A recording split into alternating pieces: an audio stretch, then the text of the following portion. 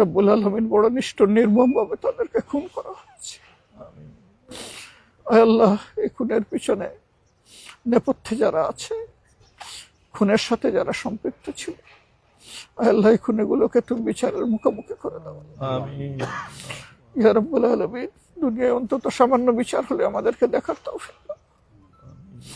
ইয়া আল্লাহ, তোমার এই গোলামার বান্দিগুলোকে তুমি কবুল করে দাও। আল্লাহ, তারা মানুষ ছিলেন, ভুল ত্রুটি হলে ক্ষমা করে দাও।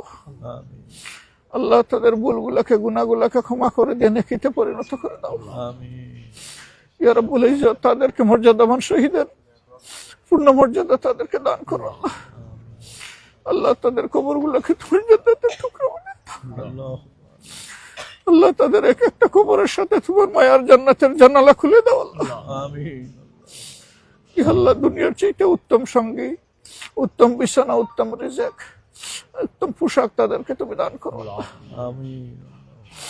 ইয়া আল্লাহ, যতদিন তুমি তাদেরকে আলমে বরজখে রাখবে, তোমার মায়ার মেহমান হিসাবে রাখো। ইয়া আল্লাহ, আমরাও যখন এই বরজখের জিন্দেগিতে যাব, আল্লাহ, আমরা অনুরূপ তোমার কাছে তোমার দয়া, তোমার মায়া আমরা আশা করি। আল্লাহ, আল্লাহ, সেদিন তোমার দয়া ছাড়া কেউ বাঁচতে পারবে না। আল্লাহ, আয় রব্বুল আলামিন, ইয়া আল্লাহ, তাদের এই ত্যাগের মধ্যে দিয়ে জাতির মধ্যে বেশি বেশি করে বীর পয়দা করে দাও। ইয়া আল্লাহ, যারা জাতিকে পাহারাদারি করবে, রক্ষা করবে, জাতির স্বার্থের পক্ষে জীবন দিবে, কিন্তু আপোষ করবে না। আল্লাহ, আয় রব্বুল আলামিন, আয় পরওয়ারদিগারে আলম, তাদের আপনজনের অন্তরের অবস্থা তুমি জানো মাবুদ। ইয়া আল্লাহ, তাদেরকে সবর ইখতিয়ার করার তৌফিক দান করো, তাদেরকে সবরে জামিল আতা করো মাওলা।